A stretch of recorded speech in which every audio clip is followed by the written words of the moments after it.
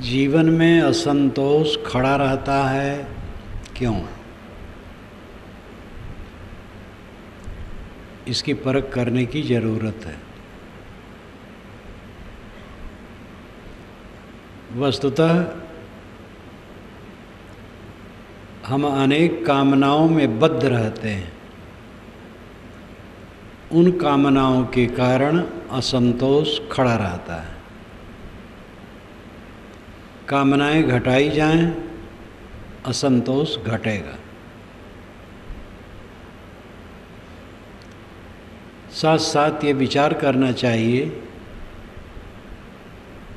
कि सारी कामनाएं पूरी होने वाली नहीं, कुछ पूरी हो सकती। एक सात्विक कामना होती है और एक रजतम प्रधान कामना होती है। सात्विक कामना वह है जो आवश्यक है और जिसको पूर्ण करना अपने शक्ति के अंदर है, और इसी देश काल में जो पूरी हो सकती है, ऐसी कामनाएं पूरी हो जाती हैं। और जब कामनाएं पूरी हो जाती हैं तो आदमी संतुष्ट हो जाता है। उसके बाद कामनाएं नहीं उठती उस संबंध में। और जो बड़ी कामनाएं ऐसी होती हैं कि वो वर्तमान में पूरी भी नहीं हो सकती हैं, शक्ति के बाहर भी हैं, बहुत आवश्यक भी नहीं है। अब अगर कुछ पूरी हो जाए तो उसके बाद कई कामनाएं उठ खड़ी होती हैं।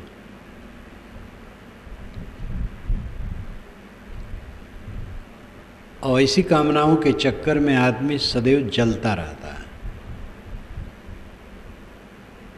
जीवन में कामनाओं की ज़रूरत है। कुछ प्रोग्राम करने की योजना ज़रूरत है, लेकिन तो ये विवेक करना चाहिए कि वो हमारी शक्ति के अंदर है कि नहीं है, और उसकी क्या बड़ी आवश्यकता है, और हमारी शक्ति के अंदर है और इसी देश काल में हम कर सकते हैं। ये सब सोचना चाहिए। आवश्यक है, इसी देश काल में हम पूरा कर सकते हैं,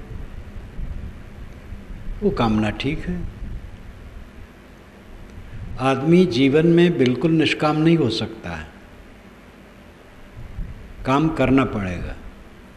निष्काम होना एक अलग अर्थ रखता है। कामना करते हुए भी निष्काम हुआ जाता है। खाने की कामना है, निष्काम होकर। मकान की ज़रूरत है और पैसा है,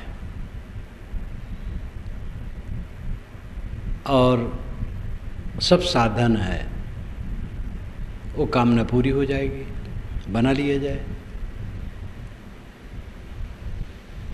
और ऐसी कामना, इतना लंबा चौड़ा मकान जिसके लिए अपने पास सामर्थ्य नहीं है, तो उसमें उलझन होगी।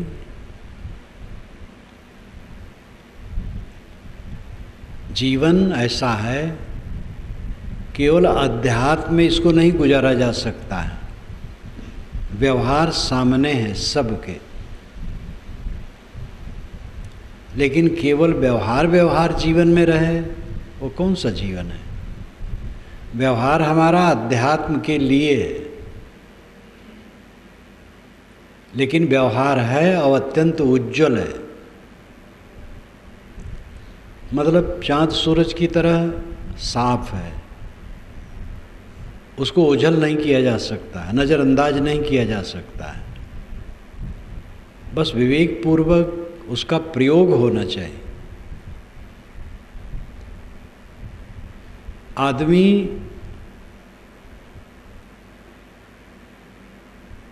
आवश्यक वस्तुओं के अभाव में कम दुखी है, बेसमझी से और मन की लालसाएं बढ़ा करके दुखी। कुछ लोग हैं आज के ज़माने में भी, कुछ लोग हैं कि जो आवश्यक वस्तुओं के अभाव से दुखी है। भारत काफ़ी उन्नत हुआ है, विदेश के लोग भी झुकने लगे हैं। अमेरिका और इंग्लैंड ये दोनों भारत के महत्व को आंकने लगे हैं। यहाँ का विकास लोगों के नज़रों में चढ़ गया है। इतना होने पर भी यहाँ अभी बहुत से ऐसे लोग हैं जो सामान्य गुजर बसर की चीज़ों के अभाव से भी दुखी हैं। लेकिन बाकी लोग जिनके पास खाने पीने की चीज़ें हैं क्यों दुखी हैं? लेकिन वो बहुत दुखी हैं। ये दुख की दवाई क्या है? अच्छी समझ और प्रयोग।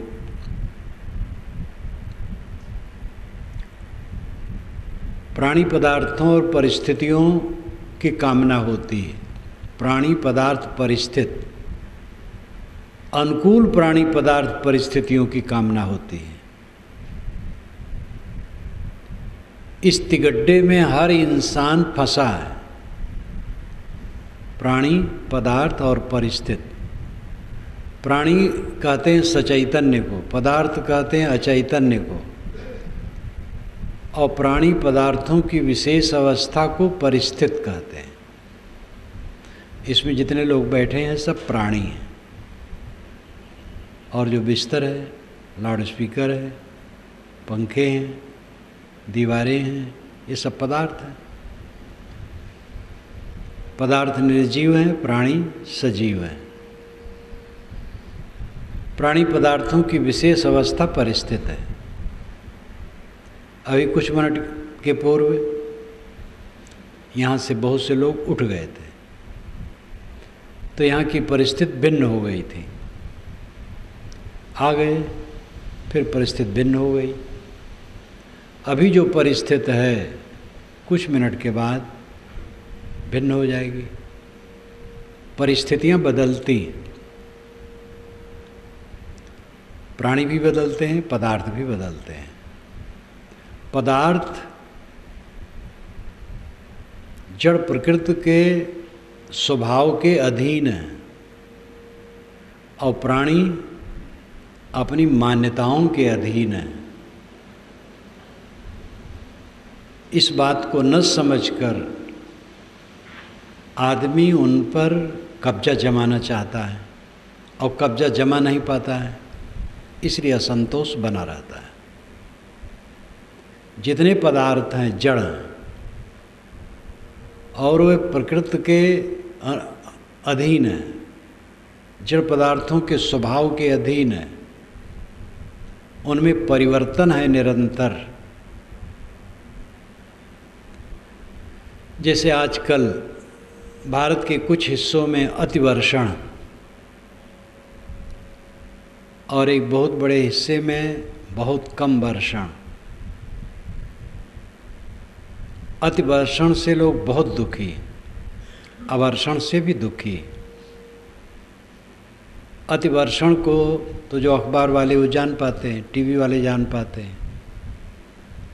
कम वर्षण से, जहाँ कम वर्षण है वहाँ के लोग परेशान हैं, आगे क्या होगा। लेकिन अतिवर्षण के क्षेत्र में जाके देखें, उनका तो बहुत चौपट हो गया है। अब ये पदार्थ जड़ स्वभाव के अधीन है, जड़ क्रिया के अधीन है, इन पर अपना वश नहीं है। प्रार्थना से इनमें कोई परिवर्तन होने वाला नहीं है। लेकिन आज के इस विज्ञान युग में भी पानी बरसाने के लिए लोग प्रार्थना करते हैं, हवन करते हैं, इबादत करते हैं, कई प्रकार की पूजाएं करते हैं। समझ नहीं, सूरत में बाढ़ आई, डैम का पानी खोला गया। कहते हैं 5 फीट पानी चढ़ा, 10, 15, 25 तक चढ़ा। तीसरा तल्ला भी डूबा। चाहे वहाँ कितना कोई प्रार्थना करता वरुण देवता की, कोई मतलब नहीं था। आग जब लगती है, अग्नि देवता की कोई उपासना करे, प्रार्थना करे, वंदना करे, कोई फल नहीं होगा। हवन करे, कोई फल नहीं होगा। हवा तेज चलती है और उससे नुकसान हो रहा है। कई बार फसलों के फूल हवा से झड़ जाते हैं, अधिक हवा से, तो अन्न के दाने नहीं पड़ते हैं। हवा बहुत जोर से चल रही है, पवन देवता की प्रार्थना का कोई मतलब नहीं होगा, उसे कोई ज्ञान नहीं। हनुमान जी की प्रार्थना की जाए कि महाराज अपने पिता को जरा समझा दीजिए, पवन सुत हनुमान जी कहलाते हैं, उसमें भी कोई फल नहीं होगा। ये सब स्वाभाविक जड़ हैं। जड़ पदार्थों में क्रिया ईश्वर डालता है। ये अंधविश्वास आज भी जीवित है और इसको जिलाने के लिए बहुत परिश्रम किया जाता है। पंडितों, मौलवियों, विद्वानों, महात्माओं द्वारा विज्ञान का उजाला आने न पाए, इस पर बड़ा गौर रखा जाता है, क्योंकि अलौकिकता का जंजाल फैला करके ही मनुष्य को कमज़ोर बनाया जा सकता है। हमारे गुरुजी अलौकिक हैं, जो चाहे सो कर सकते हैं। अभी एक सज्जन आए थे तो हमारे एक साधु से कहे कि हमारे गुरुजी तो ऐसे हैं, सूरज से कह दें तो वहीं खड़ा हो जाएगा वो।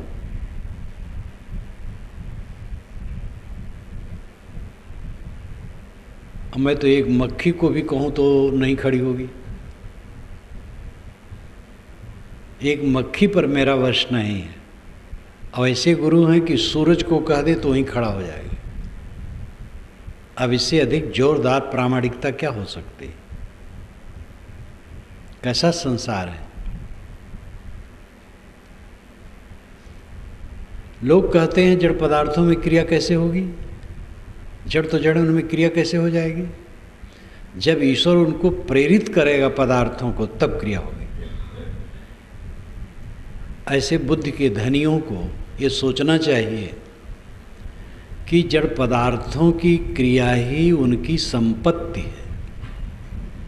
जड़ पदार्थों में क्रिया स्वगत है, अनादि निहित है। अनादि से जड़ पदार्थों में क्रिया स्वभाव सिद्ध है। हर जड़ द्रव्य क्रियाशील है। निष्क्रिय कोई जड़ द्रव्य हो ही नहीं सकता। उसमें किसी देवता को क्रिया डालने की जरूरत नहीं है। लेकिन जड़ द्रव्यों को स्वतः क्रियाशील स्वीकार कर लेने के बाद दैववाद खतरे में पड़ जाएगा। पानी बरसता है प्रकृति के नियमों से, तो ईश्वर क्या करेगा बेचारा? इसलिए ईश्वर बरसाता है। वो ठीक से क्यों नहीं बरसाता है? तो इसका उत्तर कुछ नहीं है। ईश्वर दयालु है, समझदार है, कृपालु है। ठीक से क्यों नहीं बरसाता? सूरत में जब 80-90% घर डूब गए तो ईश्वर वहाँ था कि नहीं? जानता था कि नहीं? अखबार पढ़ने वाले यहाँ भी जान गए। ईश्वर शायद अखबार भी न पढ़ता हो, टीवी भी न देखता हो और वहाँ उपस्थित भी न हो, तभी तो यह व्यवस्था हुई है। आदमी इतना व्यामोहग्रस्त है कि सत्य का मोती लेना नहीं चाहता है। असली ईश्वर की जांच कीजिए, नकली ईश्वर से काम नहीं चलेगा। असली ईश्वर समझिए। विश्वव्यापी नियम प्रकृति क्षेत्र में असली ईश्वर है। आदिदैविक ईश्वर, आदिभौतिक ईश्वर और आध्यात्मिक ईश्वर। हम ईश्वर को 3 दृष्टिकोणों से देख सकते हैं। आदिदैविक ईश्वर प्रकृति के नियम है। देव का अर्थ है प्रकृति शक्ति। मिट्टी, पानी, आग, हवा, चांद, सूरज, इनको वेदों में देव कहा गया है। और इनमें नियम हैं अपने, वो नियम ही आदिदैविक ईश्वर हैं, उनको पहचाने तो भ्रम नहीं रहेगा। वे बेजान हैं, उनमें चेतना नहीं। आप अपने शरीर को देख लीजिए, आपकी आंत बेजान है और आप जानदार हैं। आप खाने में असावधानी करेंगे, आंत दंड देगी। आप चेतन हैं, असावधानी करते हैं। आंत अचेतन है, लेकिन उसमें असावधानी नहीं है। तुम्हें नियम है, स्वभाव है, कंप्यूटर की तरह है। जो करो आपके सामने वो कर देगी। ज़्यादा खाओगे पेट खराब हो जाएगा, बहुत कम खाओगे उससे भी कष्ट होगा। संतुलित खाओगे सुखी रहोगे।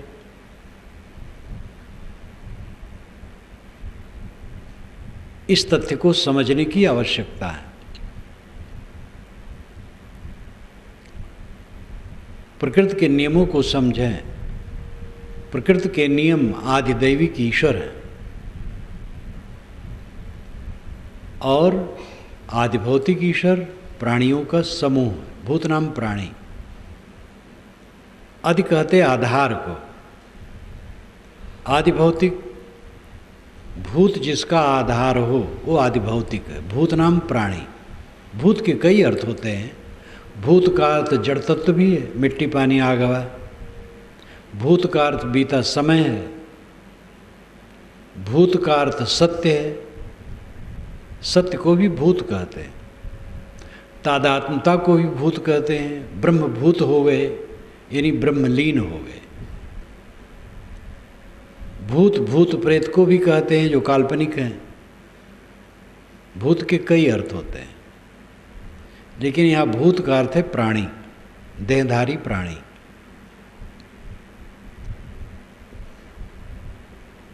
प्राणी जिसका आधार हो वो आदिभौतिक ईश्वर है। ये प्राणियों का समूह आदिभौतिक ईश्वर है। प्राणियों के समूह को ईश्वर समझें, किसी प्राणी को कष्ट न दे। आध्यात्मिक ईश्वर आत्मा है जो स्वयं ज्ञाता, बोद्धा है, दृष्टा है, आपका स्वरूप है। इस वास्तविकता को समझें। एक जादूगर ईश्वर कहीं बैठा है, प्रार्थना करो सब काम बना देगा, इस धोखे में मत बिताओ।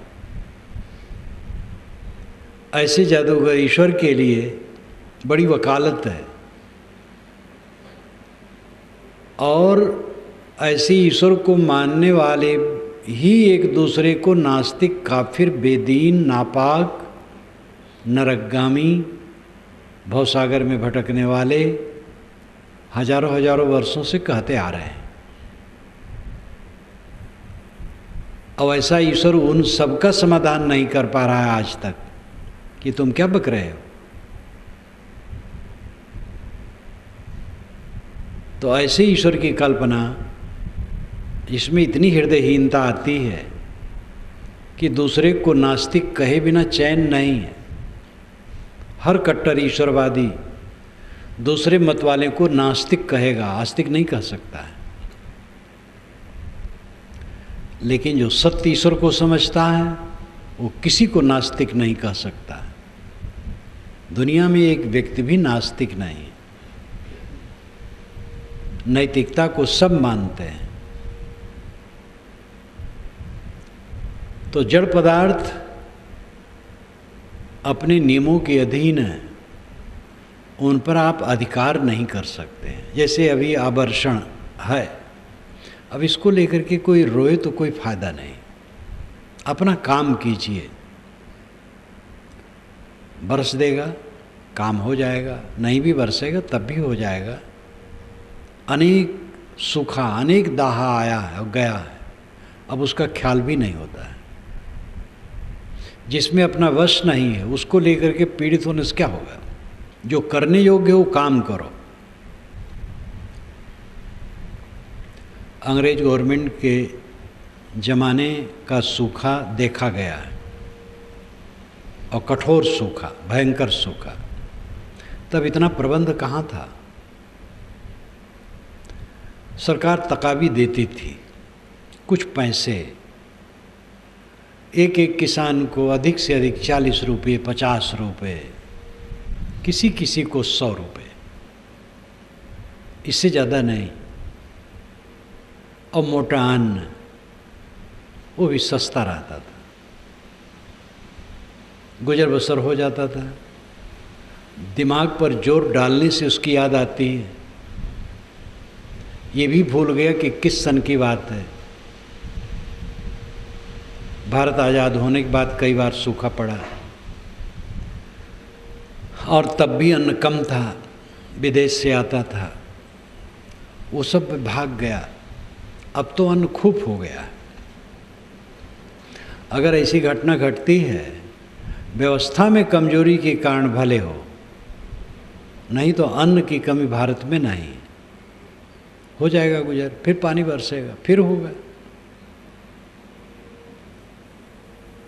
इतनी नहरें हो गई, इतनी व्यवस्था हो गई, पंपिंग सेट हो गए, बोरिंगें हो गई, उसमें भी काफ़ी कवर कर लेगा। जो करने योग्य है वो करना चाहिए। चिंतित होने से क्या फ़ायदा होगा। दाहा जहाँ हो गया उसमें भी रोने से क्या होगा। जो नियम हैं प्रकृति के, उन पर किसी का अधिकार नहीं, और उसके लिए भावुक बन करके प्रार्थना करने के चक्कर में समय और शक्ति नष्ट न करो। पुरुषार्थ करो, श्रम करो, काम करो, रचनात्मक काम करो। पदार्थ जड़ पदार्थों के नियमों के अधीन है, उन पर आपकी सुव्यवस्था नहीं। इस चीज को समझें। प्राणी मान्यताओं के अधीन है, उन पर भी आपकी सुव्यवस्था नहीं। आपका प्यारा से प्यारा भिन्न मान्यता है, आपके मन के अनुकूल वो सर्वथा नहीं भी कर सकता है। विचारों का अंतर इसी तथ्य को लेकर के रहता है, पति पत्नी में, पिता पुत्र में, भाई भाई में, गुरु शिष्य में। गुरु शिष्य का एक सिद्धांत होते हुए, एक रहनी के नियम होते हुए, कुछ संस्कार अलग हैं, कुछ विचार अलग हैं, स्वभाव अलग हैं। उसको आप क्या करेंगे। हर प्राणी मान्यताओं के अधीन है, स्वभावों के अधीन है, रुचियों के अधीन है। ऐसी व्यवस्था में रह करके आप सब कुछ अपने अनुकूल चाहेंगे तो असंतोष के अलावा क्या होगा। क्यों असंतोष है? क्योंकि जिन पर हमारा अधिकार नहीं है उन पर अधिकार करने की चेष्टा है, असंतोष होगा। अभिन्न मित्र का विचार बदल जाता है और तटस्थ हो जाता है, उदासीन। जो बिना मिले रह नहीं पाता था वो मिलना नहीं चाहता है, और ऐसा भी हो जाता है कि विरोधी हो जाता है। दांते काटी रोटी अवध क्षेत्र में कहावत कहते हैं। एक रोटी को एक मित्र ने दांत से काटा और उसी को दूसरा मित्र काटता। इतना प्यार, दांते काटी रोटी, मित्रता। लेकिन ऐसे मित्र विरोधी हो जाते हैं और सर काटने के तैयार हो जाते हैं। ऐसी भी घटना होती है। सर काटने की एक लाक्षणिक कथन है केवल सर ही काट देना सर काटना नहीं है, विरोध करना सर काटना है। पदार्थ जड़ द्रव्यों के स्वभाव के अधीन है, प्राणी अपनी मान्यताओं के अधीन है, और इन्हीं के बीच में अनुकूल परिस्थितियां समय समय से निर्मित होती हैं और बिगड़ती हैं। ऐसी हलचल में आप बैठे हैं और बिल्कुल उनकी आशा बनाए हरदम बैठे हैं, तो असंतोष ना होगा तो क्या होगा? इस पर विचार करें। परिवर्तन को कोई रोक नहीं सकता है। अबाध गति से प्रकृति में निरंतर परिवर्तन होता, उसको स्वभावीय परिवर्तन। द्रव्य और गति ये अभिन्न है। जो कहते हैं कि जड़ द्रव्य में गति कैसे हो सकती बिना ईश्वर के गति डाले? जब ईश्वर गति डालेगा तब उसमें गति होगी। जड़ तो गतिहीन है। ये जो हवा इस समय पूर्वी चल रही है, बंगाल तरफ से ईश्वर ढकेल रहा है, और जब पश्चिमी चलने लगेगी तो पंजाब चला गया होगा, ईश्वर वहाँ से ढकेलेगा। इतनी अकल आज जमाने में भी जो न रख है, क्या समझदार है? हवा चलने के अपने नियम हैं, उनके अपने दाब हैं, उससे हवा के रुख में परिवर्तन होता है। कोई देवता नहीं चलाता है। ज्वालामुखी फूट करके जहाँ निरंतर आग उगल रही है ज्वालामुखी, वो कोई देवता नहीं उगल रहा है।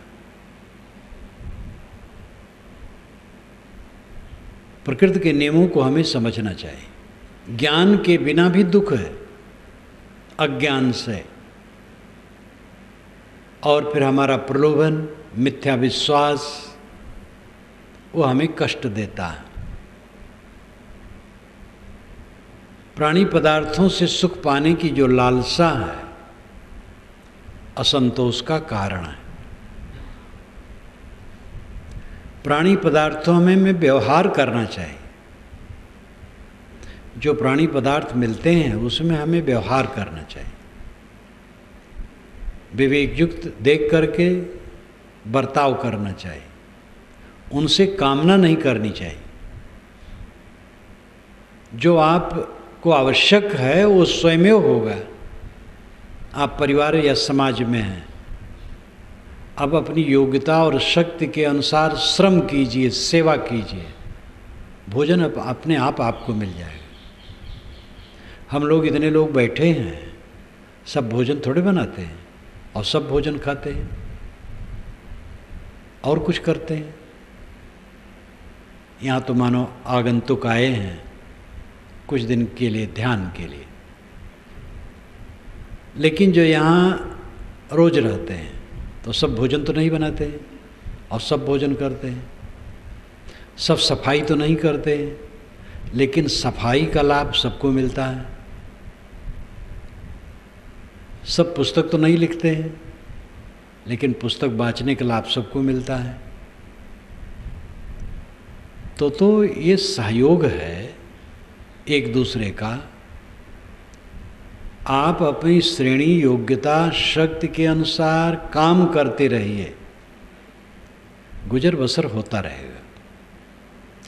लेकिन जो चौधराना गांठने की चेष्टा है, मलकई, बड़े हम हैं, हमें लोग बड़ा माने, और जो हम कहें वही करें, उसमें कोई विचार भी न चाहे कि और कोई कुछ सोच ले, और जैसे हम कहें तैसे सब उठे बैठें, हमारी उंगली पर नाचें, सारी सुविधाएं हमें मिलें, ये तृष्णा कभी संतोष लेने नहीं देगी। एक छोटा बच्चा भी, उसको भी अभिमान है अपने आप का। यहाँ छोटा बड़ा कौन है? मर्यादाएं हैं, उम्र की मर्यादा और पद की भी मर्यादा। योग्यता की भी मर्यादा होती है, कुछ मर्यादाएं हैं, उन मर्यादाओं में बंध करके मर्यादा से रहना चाहिए। लेकिन जिसकी कम उम्र है उस पर हम अपनी बातों को लाद नहीं सकते हैं। जो पद में हमसे छोटा है उस पर हम अपनी बात लाद नहीं सकते हैं। इसलिए हमें विनम्र रहना चाहिए। बड़ा कहलाने वाला विनम्र रहे, छोटा कहलाने वाला विनम्र रहे।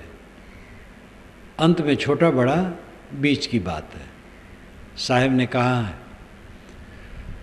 ऊंच नीच है मध्य की बानी, एक है पवन एक है पानी। ऊंच नीच बीच की भाषा है। जीव स्वरूपतः समान है, सजातीय। सारे जीव की उम्र एक है, अनादि अनंत। उसमें छोटा बड़ा कौन है? देहधारी होने से उम्र का अंतर है, देह की उम्र का अंतर है। पिता को चाहिए पुत्र को छोटा मान करके अवहेलना न करे। गुरु को चाहिए शिष्य को छोटा मान करके अवहेलना न करे। बड़े भाई, बड़े गुरु भाई छोटे भाई और गुरु भाई को छोटा मान के अवहेलना न करे। पति पत्नी की बात, अभी भी पुरुष देवियों के साथ सब लोग अच्छा व्यवहार नहीं करते हैं। पढ़े लिखे हैं, देवियाँ भी पढ़ी लिखी हैं, लेकिन बैठ करके बात करना प्रेम से, समता से, सुलझाना, अपनी बात कहना, उसकी बात सुनना और समता से सुलझाव के चलना, ऐसे कम लोग हैं। पुरुष हैं बस गरम बोलेंगे, डांट के कहेंगे, आर्डर सीधे देंगे। कितनी देवियों को बहुत तकलीफ होती है। तो ये सब अहंकार दुख के सिवा और कुछ पैदा नहीं करेगा। सब मित्र हैं, छोटे बड़े सब मित्र हैं। हमें असंतोष क्यों होता है? हमारी समझ की कमी, अच्छे बर्ताव की कमी, त्याग की कमी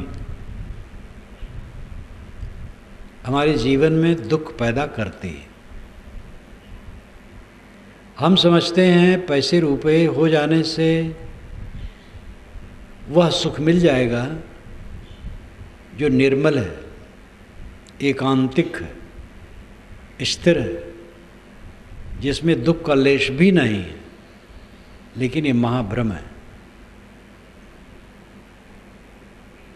संयोग जनित पदार्थों में वो सुख मिलना असंभव है।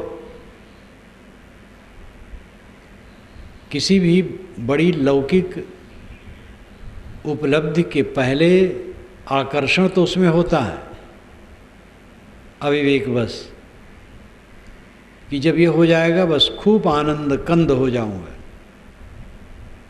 लेकिन इच्छित वस्तु के प्राप्त होने के बाद उसकी पोलपट्टी सामने आ जाती है। वही निराशा, वही असंतोष, वही पीड़ा। नवयुवक पढ़ता है, योग्य है, तेज बुद्धि है, उत्तम श्रेणी में पास होता है, लालसा उसकी बढ़ती है, कलेक्टर कमिश्नर होऊंगा, एक सुंदरी वाला से विवाह करूंगा, खूब पैसा कौड़ी होगी, बंगला, कार, ऐश्वर्य, प्रतिष्ठा, शासन, फिर क्या पूछना, आनंद कंद हो जाऊंगा। एक तो ऐसा सोचने वाले सब लड़के ऐसी अवस्था में पहुँचते नहीं।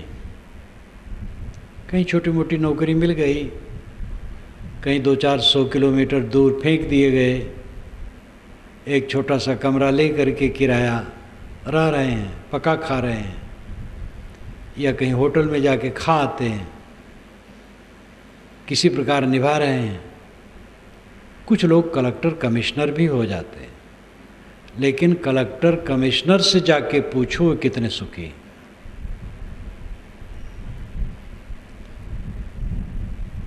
एक कलेक्टर रेंज के अधिकारी मुझसे दुखी होकर कहे कि लोग काम नहीं करना चाहते, बड़ी तकलीफ है। जितने वर्कर हैं, छोटे छोटे अफसर हैं, काम नहीं करना चाहते। वे आदमी बहुत अच्छे हैं, स्वयं काम करते हैं, दूसरे काम नहीं करना चाहते हैं। उनकी वेदना को मैंने कई बार देखा, कई बार वो मिले तो एक ही पीड़ा बतावें, तनख्वाह तो बढ़ गई है, काम घट गया है। सरकारी नौकरी पा जाने पर तो लोग समझते हैं पेंशन है, पेंशन मिल गई अब। तो ये दुर्भाग्यपूर्ण है। असंतोष उपलब्धियों के बाद ज्यों का त्यों बना रहता है। इच्छित उपलब्धियों के बाद भी असंतोष ज्यों का त्यों बना रहता है। किसी जवान को पुत्र न हो और 10 वर्ष हो गए हों विवाह हुए, तो पुत्र का स्वप्न देखता है, और पुत्र हो जाएगा फिर क्या पूछना है। पुत्र हो जाने के बाद कदाच पुत्र हो गया, थोड़े दिन में उसका असंतोष बराबर आगे बढ़ता चला जाता है। ये असंतोष की दवाई लौकिक उपलब्धि नहीं है, मूल में ही सोचना असंतोष क्यों, क्योंकि समझ सही नहीं। हम ऐसी वस्तुओं पर अपना मन निर्भर करते हैं जो हर समय गतिशील है, जो एक क्षण रुकती नहीं, बदलती रहती। उसमें हमारी सुवस्था नहीं। उनके उपभोग के बाद और तृष्णा बढ़ती है, असंतोष बढ़ता है, दुख बढ़ता है। उसी परिवर्तनशीलता में मृत्यु, जो सबसे भयावह है, वो सामने खड़ी रहती है। जहाँ ज़्यादा प्रेम होता है उसके मरने का भय तो स्वाभाविक लोगों को बना रहता है। प्रिय पुत्र, प्रिय पति, प्रिय पत्नी, प्रिय भाई, जो भी प्रिय है, ज़्यादा कामकाजी। इंदिरा गांधी ने एक बार बहुत बढ़िया बात कही थी, वो सबकी बात है कि जो लोग मरने वाले के लिए रोते हैं, उनके लिए थोड़े रोते, अपने लिए रोते हैं, क्योंकि उनको सुविधा थी उनसे और सुविधा छिन गई। ये बात सबकी है, लेकिन याद आई, उन्होंने कहा था, अखबार में एक बार पढ़ा था। अच्छी बातें तो सबके दिमाग में आती हैं, सभी कहते हैं। घर में एक ऐसा व्यक्ति हो जो निकम्मा हो, मर जाए, कोई परेशानी नहीं होती। और अगर वो ज़्यादा परेशान करने वाला हो तो खुशी होती। अपना ही पुत्र हो, खाट पर पड़ा हो, डॉक्टर ने कह दिया हो ये खड़ा नहीं होगा अब, और आप लोगों को सेवा इसके जीवन भर करना पड़ेगा। उठाना, बैठाना, टट्टी कराना, उसकी टट्टी धोना, उसके मुख में ग्रास डालना, सब कुछ करना पड़ेगा। ऐसे पुत्र को माँ बाप भी चाहेंगे अब ये न रहे तो अच्छा। तो इस परिवर्तनशीलता को कौन रोक सकता है? भय बना रहता है, प्रिय छूट न जाए। प्रिय कब तक है? वो कामकाजी, कामकाजी ना हो, प्रिय नहीं रहेगा। इसलिए सारी प्रियता का केंद्र कहाँ है? आत्मा में। हम सबको प्रिय क्यों देखना चाहते हैं? क्यों देखते हैं? अपने प्रियतम के लिए, जो प्रियतम आत्मा है, उसी सुख के लिए। सरल भाषा में कहें तो अपने लिए हम सब चाहते हैं। जब अपने लिए सब पत्नी को, पति को, पुत्र को, भाई को, धन को, पद को, प्रतिष्ठा को अपने लिए चाहते हैं। जब अपने लिए चाहते हैं तो हम अपने ही का विश्लेषण क्यों न करें? हम हैं कौन? अपने का विश्लेषण कर लें तो असंतोष मिट जाएगा। ये स्वयं आत्मा है जो सबको चाहता है, वो भूल करके चाहता है, समझ नहीं पाता है। अखंड सुख हुआ पदार्थों को बटोर करके चाहता है और प्राणियों को बटोर करके अखंड सुख उसे मिलेगा, ये सबसे निष्काम होकर। आत्मा का स्वरूप ही निर्मल है, जो सबका अपना अस्तित्व है। अस्ति कश्चित स्वयं नित्यम बोध प्रत्यय लंबना। स्वामी शंकराचार्य ने विवेक चूड़ामणि में कहा है, अस्ति कश्चित स्वयं नित्यम बोध प्रत्यय लंबना। अस्ति है कश्चित कोई, स्वयं खुद, नित्यम सदा, बोध प्रत्यय बोध प्रवाह, ज्ञान की धारा, आलंबना सहारा, ये इसका शब्दार्थ हुआ। भावार्थ है कोई स्वयं नित्य सत्ता है जो ज्ञान प्रवाह का आधार है। हमारा ज्ञान प्रवाह हर समय चलता है, हर समय मैं जानता हूँ। जागृत अवस्था में मैं जानता हूँ, स्वप्न अवस्था में मैं जानता हूँ, सुषुप्ति अवस्था में सबके अभाव को जानता हूँ। तीनों अवस्थाओं में आत्मा ज्ञाता है। ये ज्ञान का आधार कोई एक निश्चित स्वयं सत्ता है। इस आदि मंत्र का यही अर्थ है। काम भर के सारे शब्द स्वामी जी ने इसमें दिया है। अस्ति है कश्चित कोई, स्वयं खुद, नित्यम सदा। कोई नित्य स्वयं सत्ता है जो ज्ञान का आधार है। वो कौन है? वही आप है। आप स्वयं ज्ञान के आधार हैं, स्वयं जनैया हैं, ज्ञान स्वरूप हैं।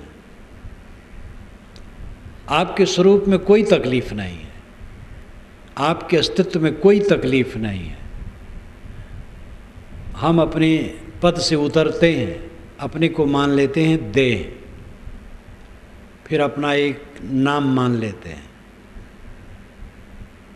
फिर इसके सुख दुख की कल्पना में पड़ जाते हैं, फिर उसमें चिपक जाते हैं, बस दुख शुरू हो जाता है। शरीर ही में नहीं हूँ, शरीर का नाम मेरा कहाँ है? नाम रूप झूठे। शरीर की यात्रा चलती रहेगी, चिंता मत करो, इसके नाम रूप झूठे।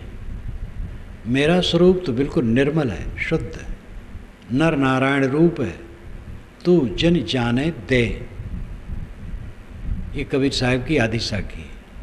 स्वामी शंकर का आधा श्लोक मैंने कहा था, ये कबीर साहब की आदि साखी है। नर नारायण रूप है, तू जन जाने दे। तू नारायण है, दे नहीं। अपने को समझ। आप में दुख का लेश भी नहीं। सबको अपने आत्मा का ठीक से परिचय करना चाहिए। आत्मज्ञान अध्यात्म के क्षेत्र में मुख्य विषय है। आत्मज्ञान, अपने को पहचानना। जो अपने को ठीक से पहचान लेगा वह समझ लेगा कि दुख नाम की चीज़ मेरे अस्तित्व में कहीं नहीं।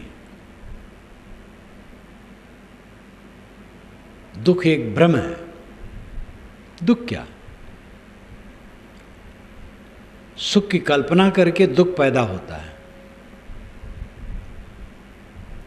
अनादिकाल से स्वरूप के अज्ञान से विषयों में आसक्ति हो गई है, इसलिए विषयों में सुख की कल्पना है और उसको पाने के लिए हाथ पैर मारते रहते हैं और मिलती नहीं ये चीज़।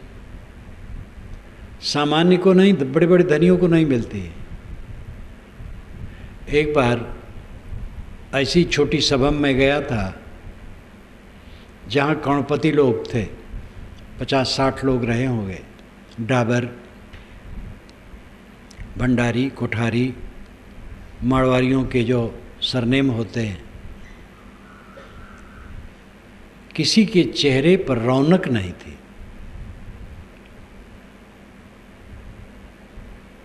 और बात याद आई, गत बरस जब कलकत्ता से मैं लौटा था तो कई लड़के बंगाल के यहाँ कॉलेज में पढ़ते हैं, वो उसी में उनका रिजर्वेशन था।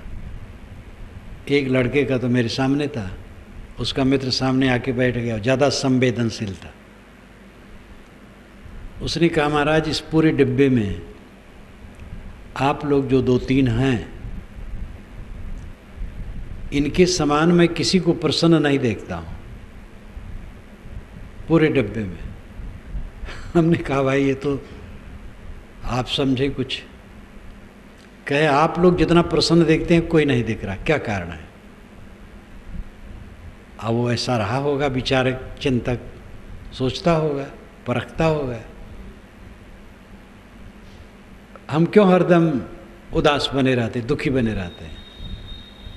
प्राणी पदार्थों की मान्यताओं का दाब हमारे दिमाग पर बना रहता है, इसे हरदम खिन्न, दुखी, असंतुष्ट। क्या हो जाएगा? कोई मर जाएगा, कोई नई बात है। प्रिय का वियोग हो जाएगा, अप्रिय का संयोग हो जाएगा, अप्रिय का संयोग होने के बाद वो भी वियुक्त हो जाएगा, बीमारी आ जाएगी, चली जाएगी, अपमान हो जाएगा, सम्मान भी आ जाएगा।